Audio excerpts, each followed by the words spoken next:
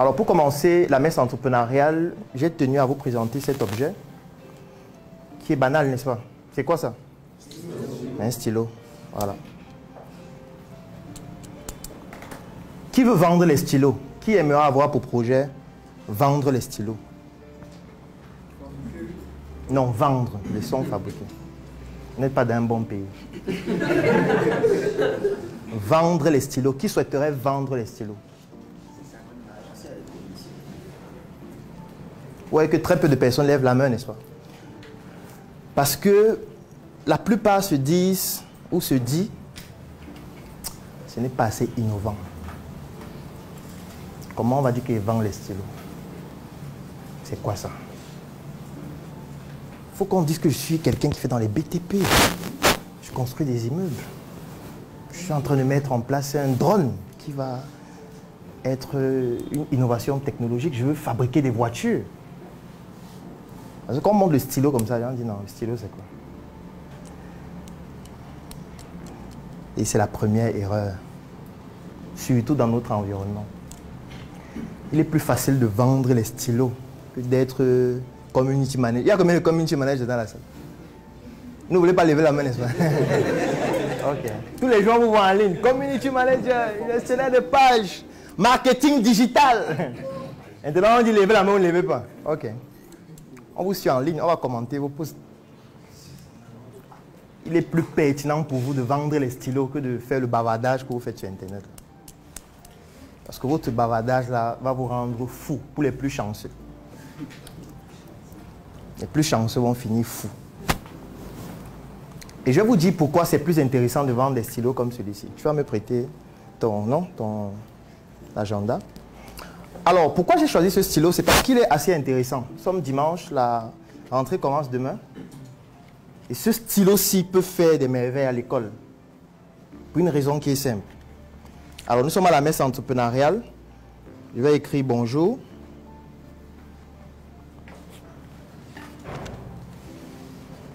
Après, je vais effacer.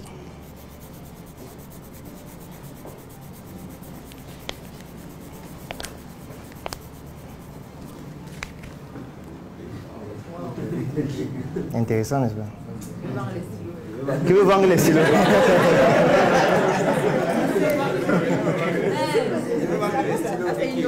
Qui veut vendre les stylos? Vous levez la main, hein? Ok. Et gardez là-bas mon stylo parce que vous là...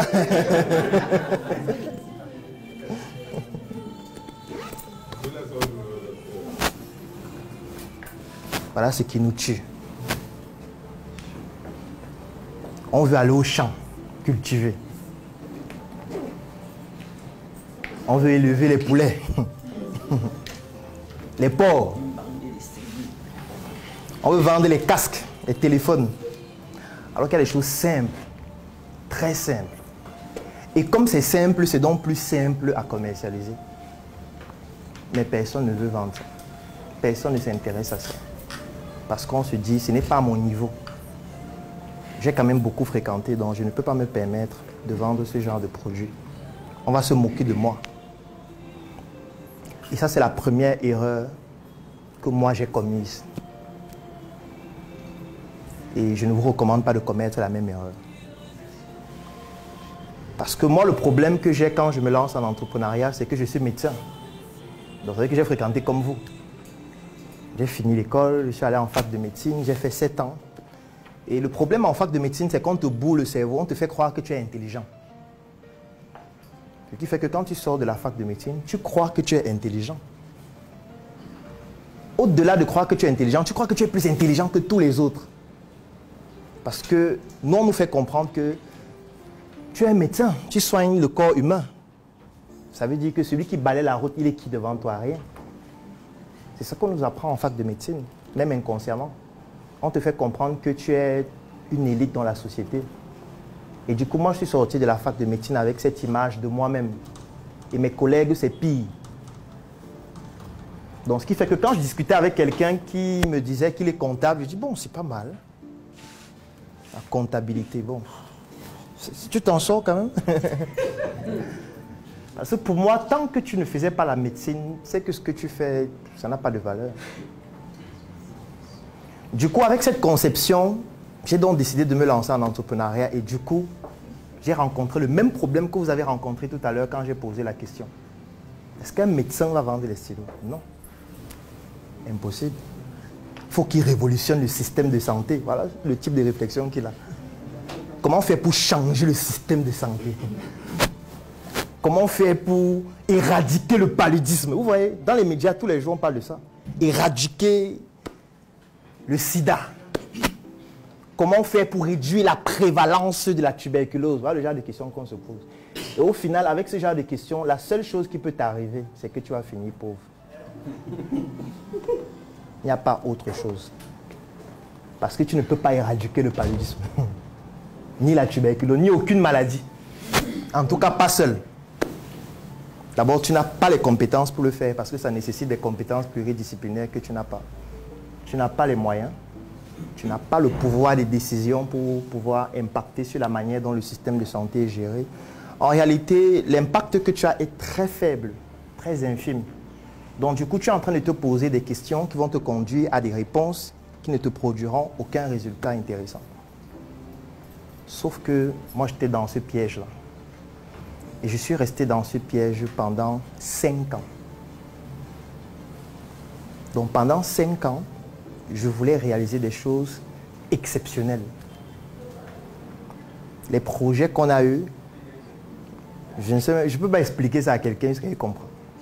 Parce que ce que vous voyez en ligne, c'est 2% des projets que nous avons réellement. Fabriquer les véhicules électriques qu'on a voulu. On a même investi. On a même commencé. J'ai publié même des vidéos dessus sur Internet. On a fait des maquettes, on a fait des algorithmes d'intelligence artificielle. On travaille avec des ingénieurs camerounais qui sont en Allemagne, qui travaillent à Volkswagen, Mercedes et tout. On voulait le faire réellement. Fabriquer des fusées, on a voulu, Start-up Space. Les plans, je les ai dans ma machine. On se disait qu'il faut qu'on fabrique une fusée qu'on va envoyer dans l'espace. Ou alors un satellite. On ne peut pas continuer d'utiliser la technologie des autres pour appeler ou se connecter sur Internet. Il faut qu'on ait pour nous. On a voulu. On a voulu construire des routes intelligentes. Ça veut dire le genre de route où quand tu roules avec ton véhicule, ça charge le véhicule. Par induction, un peu comme vous chargez vos téléphones sans fil. On a voulu le faire. Et que tu n'as plus besoin de brancher ton véhicule électrique. Tu as ta voiture, tu roules sur un goudron qui recharge instantanément par induction. On a voulu. Je vous dis qu'on a voulu faire ce genre de choses pendant 5 ans. Après un jour, on s'est dit, est-ce qu'on se pose vraiment les bonnes questions? Parce que depuis 5 ans qu'on fait ça, il n'y a pas de résultat. Est-ce qu'on a fabriqué la voiture? Non. Est-ce qu'on a construit la route? Non. Est-ce qu'on a fabriqué la fusée? Non. Est-ce qu'on a fabriqué le satellite? Non. Est-ce que même la craie, on a pu fabriquer? Non. Est-ce que le chocolat, on a pu fabriquer? Non.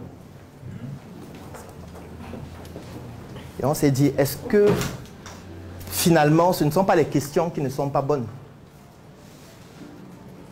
C'est pour ça que je vous recommande une science qui s'appelle la questiologie. C'est l'art de se poser les bonnes questions. Normalement, on devrait faire la philosophie depuis la maternelle. Dans un bon système éducatif, la philosophie devrait commencer à la maternelle. Parce qu'à la maternelle, l'enfant se pose déjà les questions philosophiques auxquelles personne n'a de réponse, même pas ses enseignants. Quand un enfant pose la question à sa mère, comment je suis né? Elle dit, tu es juste né comme ça. Mais je suis juste né comme ça. D'où venons-nous? Une question qui énerve. Mais pourquoi vivons-nous? L'école sert à quoi? Ce sont des questions qui sont purement philosophiques. Et tout ce qu'on dit, non, ça te permet de t'éduquer. Oui, mais éduquer pour faire quoi? Voilà les gens qui sont éduqués, qui sont au quartier depuis 20 ans. Éduque-toi d'abord. Tu vas comprendre ça après. Tu es encore trop jeune pour comprendre. Non. Il n'y a pas d'âge pour faire la philosophie. Et c'est après s'être posé les mauvaises questions pendant 5 ans qu'un jour on s'est dit, il est temps de se poser les bonnes questions. Et lorsqu'on a commencé à se poser les bonnes questions, on a décidé d'observer notre environnement et de faire les choses différemment. Et quand je parle de faire les choses différemment, ça peut vraiment vous causer beaucoup de problèmes. C'est pour ça que entreprendre, c'est mental. Avant d'être financier, avant d'être physique ou tout le reste. Je suis certain que plus de 90% des personnes dans cette salle sont en train de faire des projets qui correspondent à des mauvaises questions. Comme moi, au départ. Et l'impact des mauvaises questions est fatal. Parce que ça peut vous déprimer totalement. Puisque quand vous vous posez une mauvaise question, vous allez forcément aboutir à une mauvaise réponse. Et cette réponse-là, vous y allez investir du temps, de l'argent. Vous allez consacrer toute votre vie, pendant plusieurs années parfois. Et il peut être fatal de se rendre compte après 2 ans, 3 ans, 5 ans, 10 ans, qu'en fait on s'était posé la mauvaise question au début. Et qu'on était en train d'aller très rapidement, mais dans la mauvaise direction. Donc, premier exercice que vous allez faire durant cette messe, c'est de vous poser la question qui est celle de savoir, est-ce que je me suis posé la bonne question avant de lancer mon projet? Aujourd'hui, je suis graphiste. Est-ce que je me suis posé la bonne question avant de devenir graphiste? Aujourd'hui, je suis écrivain. Est-ce que je me suis posé la bonne question avant de conclure que la réponse ou la solution, c'est d'être écrivain? Aujourd'hui, je suis commerçant. Est-ce que je me suis posé la bonne question? Est-ce que l'activité que je suis en train de faire actuellement correspond à notre environnement? Est-ce que la manière dont je finance mon projet correspond exactement à la meilleure façon de le faire en fonction du contexte dans lequel je me trouve?